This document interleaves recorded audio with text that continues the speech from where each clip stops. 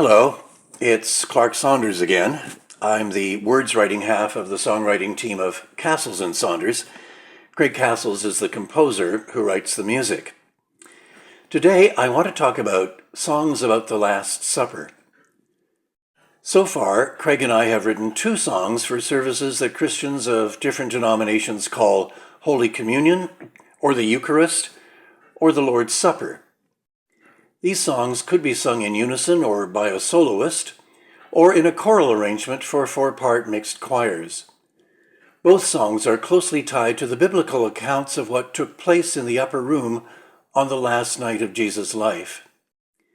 Before saying more about each song, it may be helpful to go back to those biblical accounts. Although there are 4 Gospels, and each one describes something that happened at the Last Supper, it may be surprising to find that the New Testament actually includes 5 accounts of what took place. The earliest Gospel to be written was Mark. Scholars estimate that it was written around the year 70. But Paul wrote his letters before any of the Gospels was written down. And in chapter 11, verses 23 to 26 of his first letter to the Corinthians, which was written around AD 53 to 55, he has something to say about the upper room.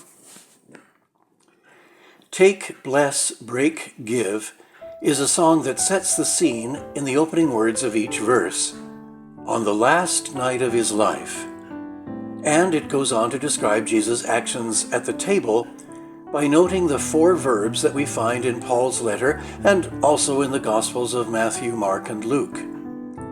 A verse is devoted to each of these action words and comments as we do now, making this a suitable song to be sung at or just before a celebration of communion. Each verse concludes with an echo of those verses from Paul when it declares that in doing this, we are proclaiming Jesus' death until he comes.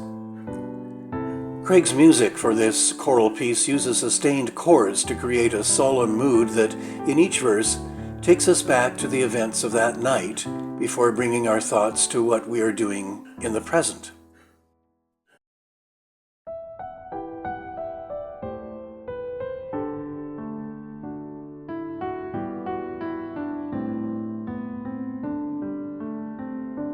On the last night of his life, Jesus took the bread, and Jesus took the cup, and held it in his hands, as we do now.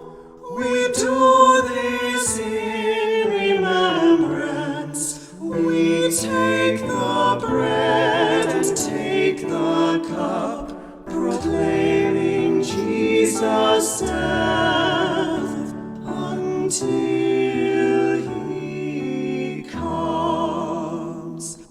On the last night of his life, Jesus blessed the bread, and Jesus blessed the cup, and offered words of thanks, as we do now.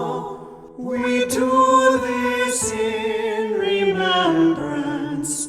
We bless the bread and bless the cup, proclaiming Jesus' death until he comes.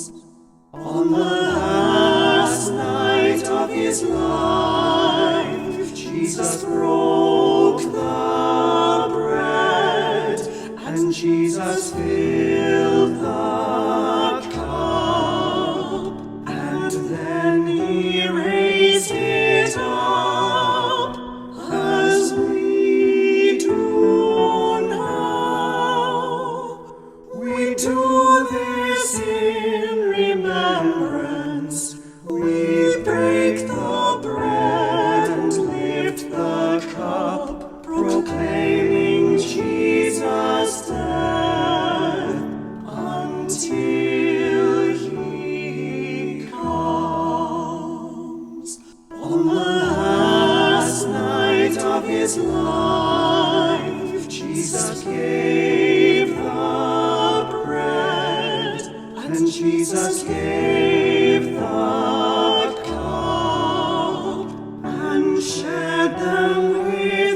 his friends, as we do now. We do this in remembrance. We share the bread and share the cup, proclaiming Jesus' death until he comes. Well, the two songs we have written for this sacrament have similarities, but there are significant differences as well. In both songs, the music proceeds at a pace slow enough to create an atmosphere and allow time for prayer and reflection. And both songs make direct reference to the things that happened in the upper room. But where take, bless, break, give spans the times from the past to the present in every verse, the other song, At a Table Long Ago, keeps us with Jesus and his disciples until the last refrain, when we are brought back to our own time. And unlike the other song, this one draws on details from all four Gospels. There are 3 verses. The first speaks of the bread, the second of the cup. Both verses refer to the new covenant that Jesus mentions in the first 3 Gospels. But what about John? Unlike the others, the 4th Gospel says nothing about the bread and the cup, but it is the only one that tells the story of Jesus washing the disciples' feet. In performing this task, their master takes on the role of a servant. He calls on them to follow this example and then goes on to give them a new commandment, that they love one another as he has loved them. They can put that love into practice by acting as a servant to one another. That scene in John's Gospel is the theme of the 3rd verse of our song. While the first 2 verses end by saying, Jesus told them what to do when he said that they should share the bread and the cup, the 3rd verse ends, Jesus showed them what to do, a reference to his washing their feet as a servant would do. The refrain begins with a detail that we find only in Matthew's account. He tells us that after the meal, the group sang a hymn. It would have been a psalm, of course, and it would be typically sung by Jews as part of the Passover supper. Then they went out to the Mount of Olives. So the refrain begins, then they sang a hymn and left the shelter of that safe and sacred place. When we get to the last refrain, we bring our thoughts from the past to the present. Then we'll sing a hymn. Most communion services include a closing hymn, and leave the shelter of this safe and sacred place, a reference to the church or sanctuary where communion has been celebrated.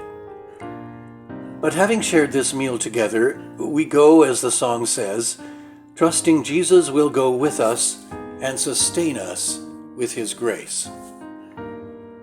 Which reminds me of a couple of details and the subject of diction. Not diction in the sense of speaking clearly, but in the sense of choosing words and trying to choose the right word. I thought of saying, and uphold us with his grace, but the ritual meal Christians share is for our spiritual sustenance, and the words sustain and sustenance, of course, are related. Sustain seemed like the right word here. And then the first 2 verses speak of Jesus sharing the bread and cup with his companions. Now, I thought of saying with his disciples, or even with his apostles, but I chose companions. It was only afterwards that I recalled that the word comes from com, meaning with, and pan, meaning bread, like pain in French or pane in Italian. Literally, a companion is someone you break bread with, which is exactly what Jesus and his companions did together. It seemed to be the right word.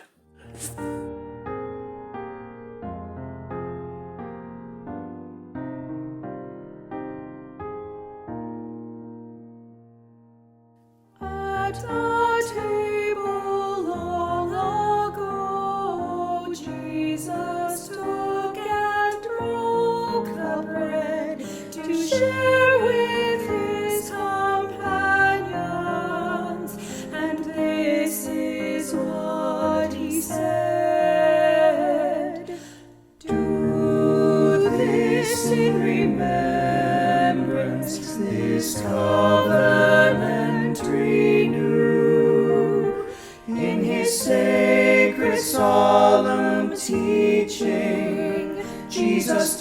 told them what to do.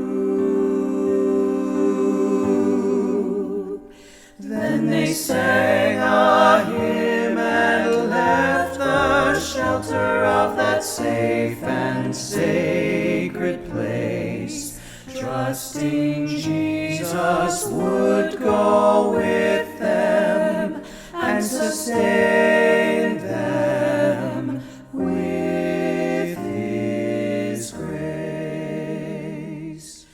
At that table long ago, Jesus lifted up the cup to share with His companions.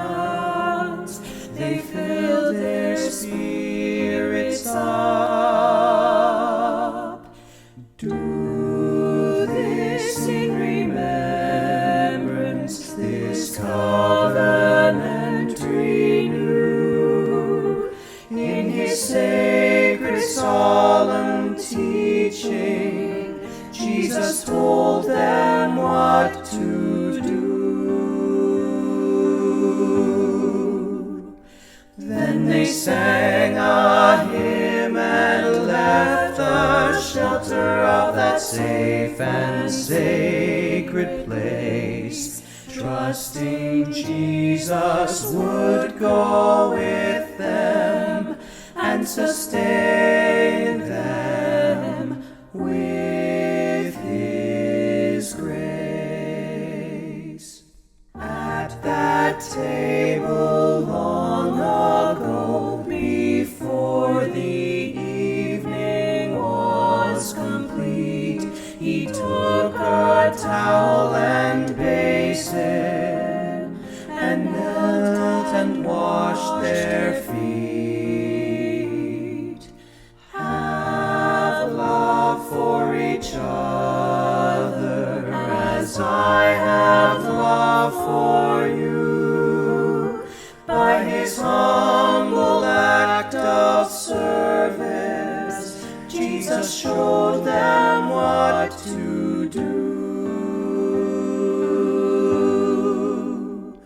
Then they sang a hymn and left the shelter of that safe and sacred place, trusting Jesus would go with them and sustain them with His grace. And we'll sing a hymn and leave the shelter of this safe and sacred place, trusting Jesus will go with us and sustain